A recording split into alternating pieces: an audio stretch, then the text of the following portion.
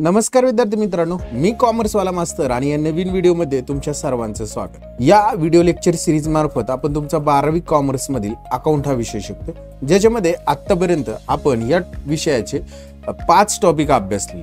हे 5 टॉपिक अभ्यासत असताना या टॉपिकची सर्व theory, basic concept, accounting treatment, त्याचबरोबर सॉल्व प्रॉब्लेम, अनसॉल्व प्रॉब्लेम सगळ्यांचा अभ्यास केलेला आहे। हे टॉपिकचे व्हिडिओ जर तुम्ही बघितलेले नसतील तर त्या व्हिडिओच्या प्लेलिस्टची लिंक मी डिस्क्रिप्शन बॉक्समध्ये देऊन ठेवतो, तिथे जाऊन तुम्ही ते टॉपिक बघू शकता। आता आपण अभ्यासतो सध्या टॉपिक नंबर 6, ज्याचं नाव आहे डिझोल्युशन ऑफ पार्टनरशिप फर्म, आणि याच्यामध्ये आपण थिओरिटिकल पार्ट संपूर्ण अभ्यासला, सॉल्व प्रॉब्लेम संपूर्ण अभ्यासलेले आहेत, अनसॉल्व प्रॉब्लेम आतापर्यंत 8 अभ्यासलेले आहेत। जर हे व्हिडिओ तुम्ही बघितलेले नसतील तर त्या व्हिडिओच्या प्लेलिस्टची लिंक देखील मी डिस्क्रिप्शन बॉक्समध्ये देतो, तिथे जाऊन तुम्ही ते बघू शकता। आज आपण अभ्यासणार आहोत अनसॉल्व एक्झाम्पल नंबर 9 म्हणजे अनसॉल्व प्रॉब्लेम नंबर 9। तर हा व्हिडिओ शेवटपर्यंत बघा, जेणेकरून तुम्हाला एक्झाम्पल व्यवस्थित समजेल। तर आता कोणताही वेळ वाया न घालवता आपण आपल्या एक्झाम्पलला सुरू करूया। चला तर मग बघा, फर्स्टली एक्झाम्पल रीड करू, काय सांगितले ते व्यवस्थित समजून घेऊ आणि त्याच्यानंतर ते सॉल्व्ह करायला सुरुवात करूया।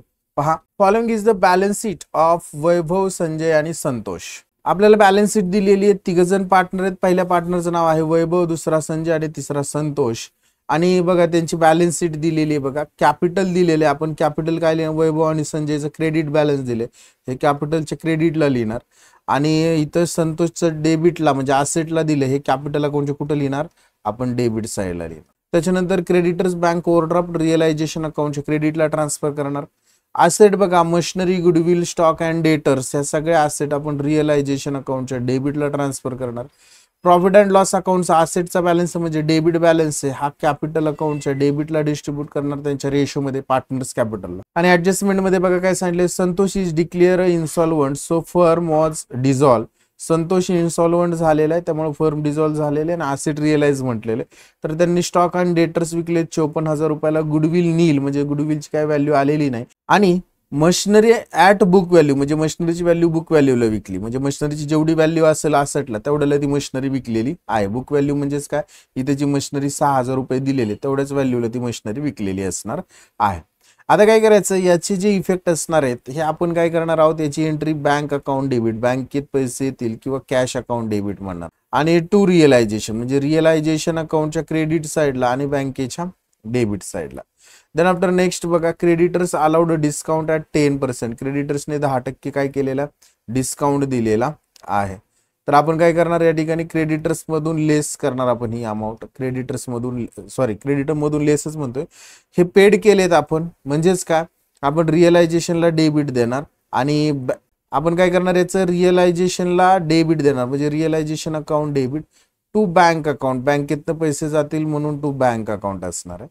आणि संतोष कुड पे ओनली 25 पैसे इन रुपीज, म्हणजे बघा त्याच्या हिस्साला जेवढी डेफिशियन्सी असेल त्यातले त्यांनी 25 पैसे म्हणजे 100 पैसे जर असतील तर त्यातले 25 पैसे, 100 रुपये असतील तर त्यातले 25 रुपये, 1000 रुपये असतील तर त्यातले 250 रुपये।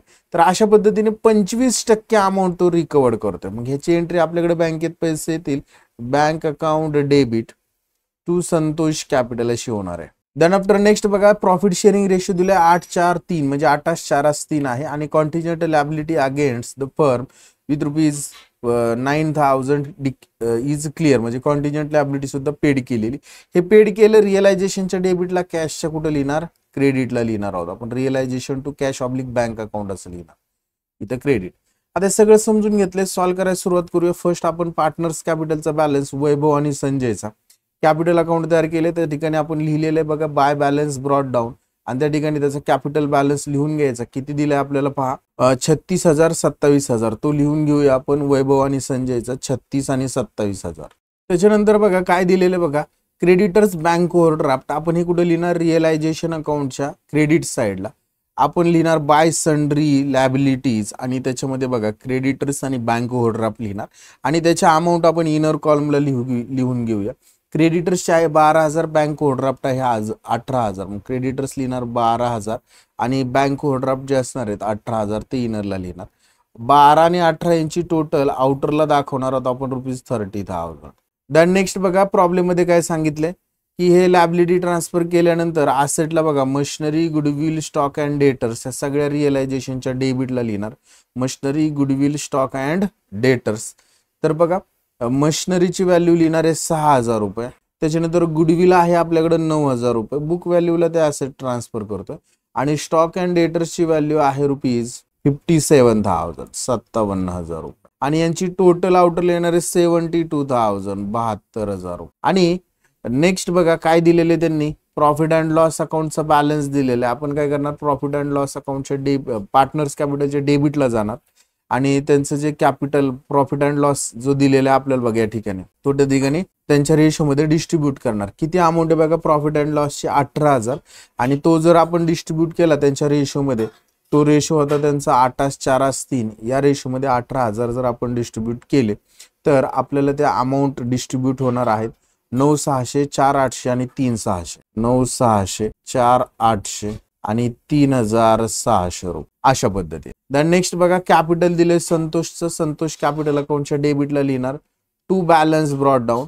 आणि संतोषच्या कॉलम मध्ये अमाऊंट लिहिणार आहोत आपण त्याच्या कॅपिटलची. ती अमाऊंट आहे ₹3,000. 3,000 संतोषच्या कॉलम मध्ये लिहिले. देन नेक्स्ट बघा ऍडजस्टमेंट त्यांनी सांगितलेले आहेत. पहिल्या ऍडजस्टमेंट मध्ये असेट रिअलाइज म्हटलंय.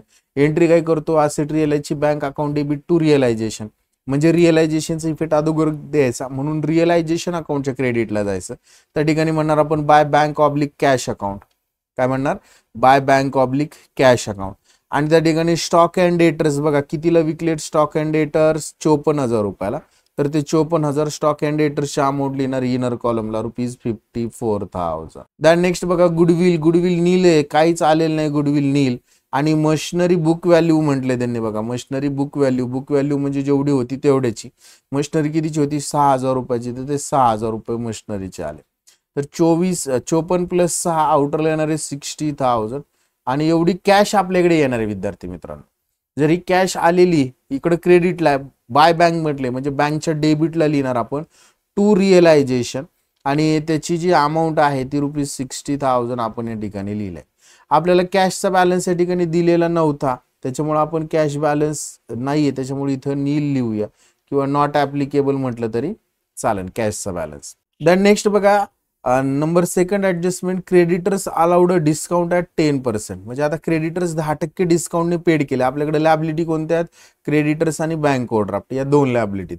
त्यातले जे क्रेडिटर्स आहेत ते 10% डिस्काउंटने पेड केले. म्हणजे बँक ओव्हरड्राफ्ट सांगितलं नाही त्याचं काय करायचं, म्हणजेच ते पूर्णच्या पूर्ण पेड केलेले असते.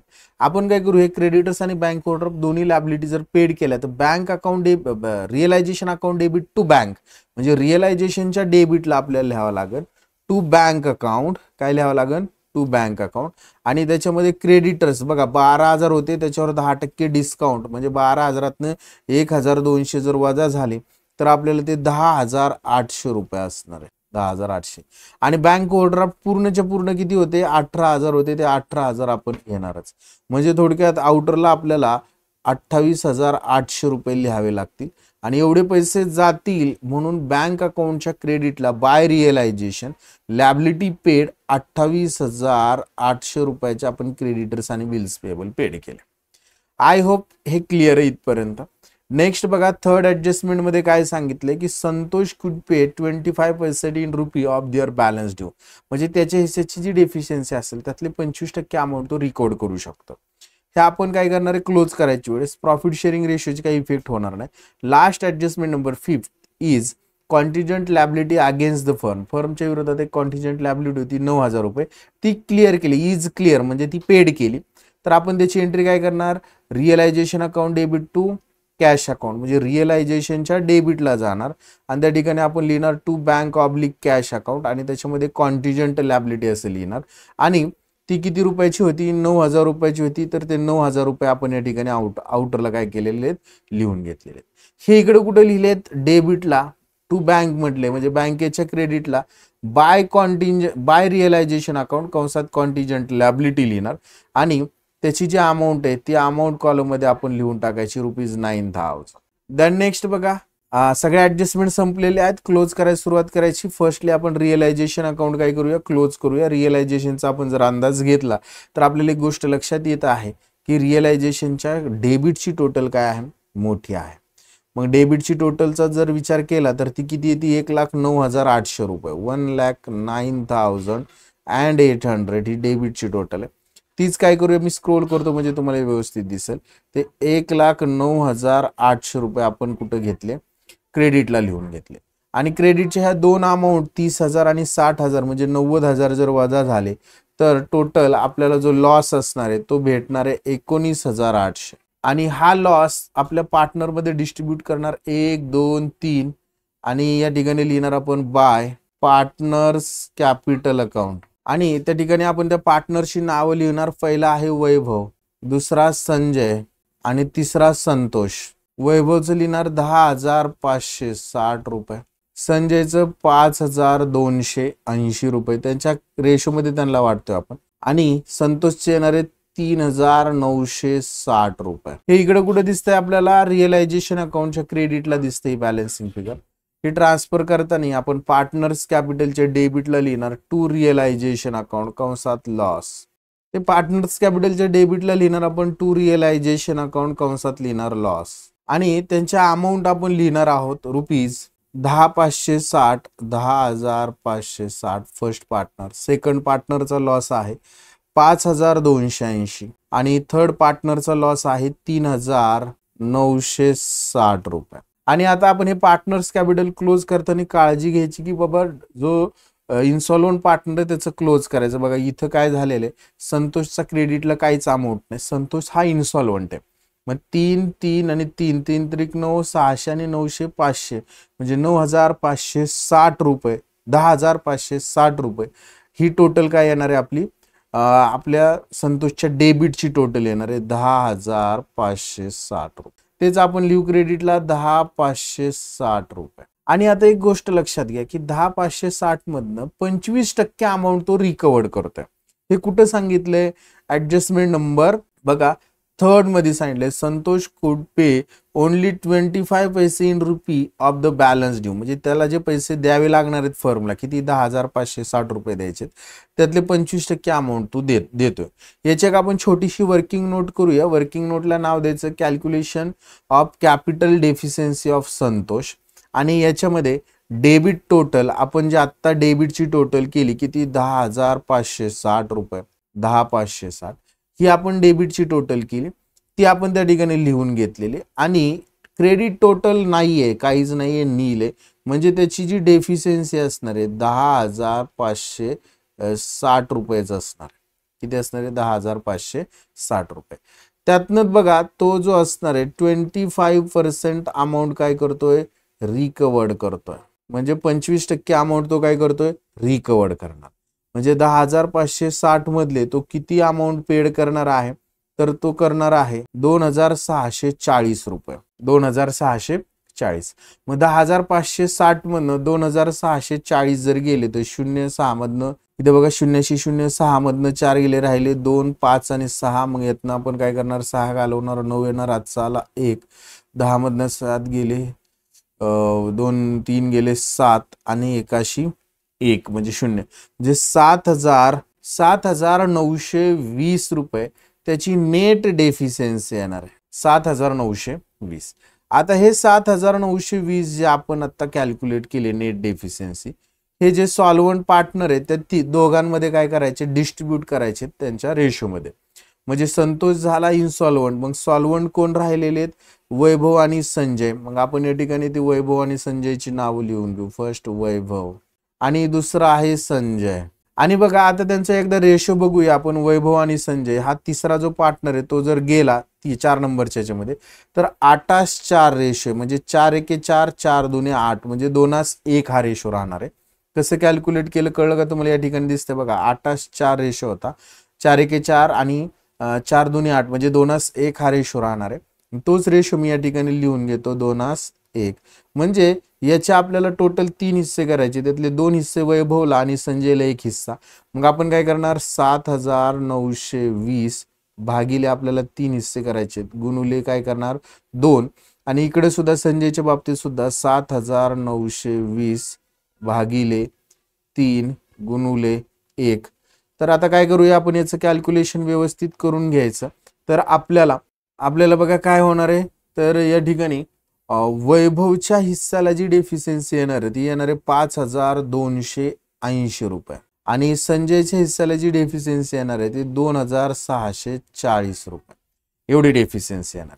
आणि याची जर जनरल एंट्री करायची म्हटलं तर आपण बघा कोणी वैभव आणि संजय डिस्ट्रीब्यूट करतात. Vaibhav capital account debit, Sanjay capital account debit to Santosh capital. आणि बघा आता वैभव, संजय आणि संतोष हे जे आहेत त्याची आपण ही अकाउंटिंग ट्रीटमेंट केली जनरल एंट्री, आणि याचंच लेजर पोस्टिंग करायचं आहे आपल्याला. वैभव, संजय आणि संतोषचं बघा वैभव कॅपिटल संजय कॅपिटलच्या डेबिटला जाणार आणि त्या ठिकाणी लिहिणार आपण टू संतोष कॅपिटल.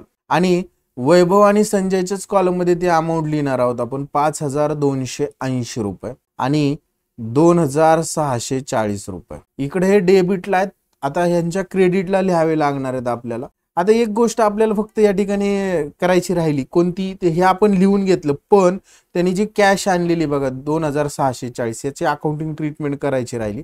कॅशच्या डेबिटला आपण लिहिणार टू संतोष कॅपिटल 2640.